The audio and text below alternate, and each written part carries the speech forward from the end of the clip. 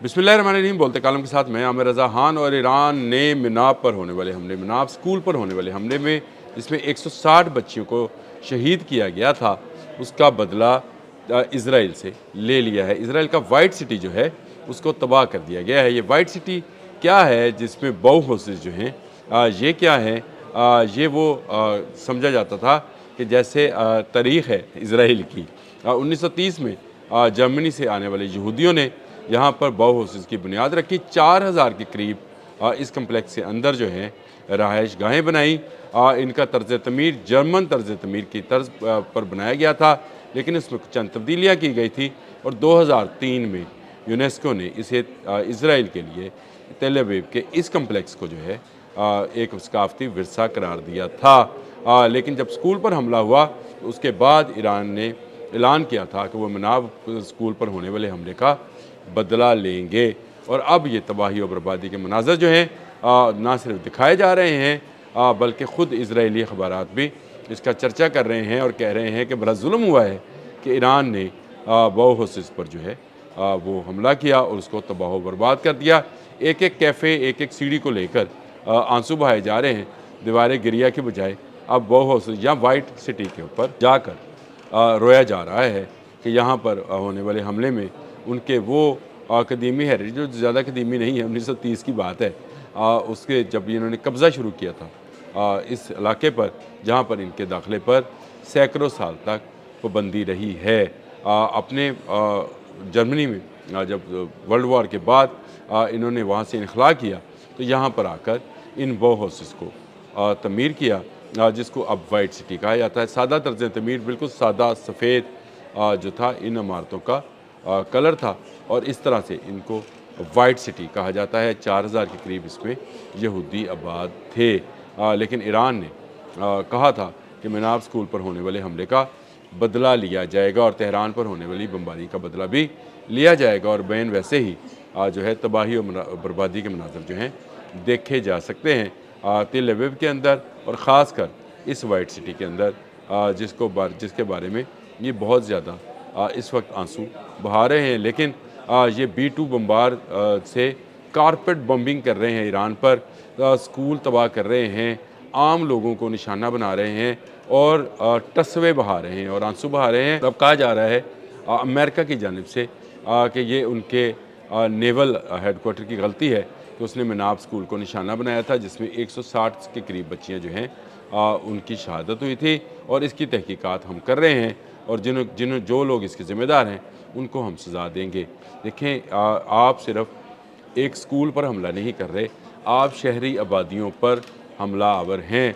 आपका सदर Donald Trump जो है खुलेआम ये बात कह रहा है कि वो ईरान पर ऐसे फ़ज़ाई हमले कर रहे हैं जिसकी मिसाल तारीख़ में नहीं मिलती है, और कहता है कि ईरानी लोग जो हैं या मुझसे रब्ता कर रहे हैं वो बाहर निकलें और बगावत कर दें। कह रहा है कि सफारतकार जो हैं वो अपने अपने सफारत खानों में बागी बन जाएं और पनाह की दरख्वास्तें दे दें, उनको जो है पनाह दे दी जाएगी, नहीं तो हम जो है पूरे ईरान में तबाही और बर्बादी फैला देंगे। लेकिन ईरान इनका डट कर जवाब दे रहा है। गो ईरान के पास शायद उतने वसाइल ना हों, शायद ईरान के पास वैसे मिसाइल ना हों जैसे अमेरिका के पास हैं, लेकिन उसके ड्रोन और मिसाइल्स वो काम सर अंजाम दे रहे हैं जो बहुत सारे जो हैं तरक्की याफ्ता ममालिक के मिसाइल्स और जहाज़ भी सर अंजाम नहीं दे पाते हैं। अमेरिका और इसराइल से कि मुश्तरका टक्कर लेना ईरान का ही हिम्मत और हौसला है। गो के अब ये कहा जा रहा है, मैक कूपर ने ये कहा है कि हमलों में कमी आई है ईरान की जानिब से, और इस कमी को एक आप स्ट्रेटजी समझें, एक इसको हिकमत अमली समझें, क्योंकि ईरान ने तमाम अरब ममालिक को, खलीजी ममालिक को ये बता दिया कि अगर आपकी सरजमीन इस्तेमाल होगी तो अटैक अब आप पर होगा।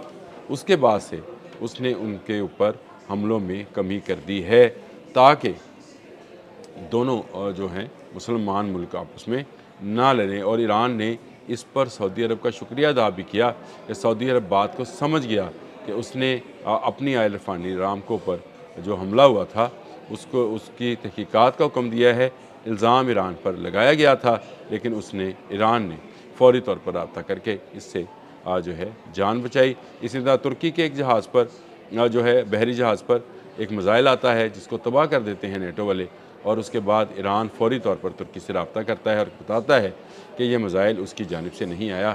تو یہ وہ سازشیں تھی جو یہ کر رہے تھے، لیکن وائٹ سٹی جو ہے جس کو تباہ کیا گیا ہے، جن میں بو ہاؤسز بنے ہوئے تھے، یہ بو ہاؤسز پتہ نہیں کوئی ان کی اپنی لینگویج کے اندر جو ہے نام ہوگا، اور یہاں پر جو سٹریٹس ہیں مختلف، کیونکہ 4000 گھر ہیں تو اس میں مختلف سٹریٹس ہیں، ایک سٹریٹس کا نام جو ہے یہودا سٹریٹ بھی ہے۔ میں نے ابھی دیکھا ہے اسرائیلی اخبار کے اندر لکھا ہوا ہے، اور اس میں اس نے بتایا کہ فلاں کیفے جو ہے وہ تباہ ہو گیا، بڑا تاریخی کیفے تھا، سب سے پہلے بننے والا کیفے تھا، یہ بھی تباہ ہو گیا، فلاں سیڑھیاں سب سے پہلے اس کی بنیاد رکھی گئی تھی، وہ بھی تباہ ہو گئی ہیں، اور ہمارے یہاں بہت بڑا ثقافتی ورثہ جو ہے وہ تباہ ہوا۔ یونیسکو سے درخواست کی جا رہی ہے کہ اس پر ایران کے خلاف ایکشن لیا جائے، لیکن آپ نے 160 جو بچیوں کو شہید کیا، 29 بچیوں کو آپ نے بمباری کے ذریعے شہید کیا، اس کی کوئی ایکشن نہیں لینا چاہیے۔ ایسے ہی ہے، اگر امریکہ یہ سمجھتا ہے اور اسرائیل یہ سمجھتا ہے کہ پلٹ کر اس کو جواب نہیں دیا جائے گا، تو ایران نے اس کے تمام دعوے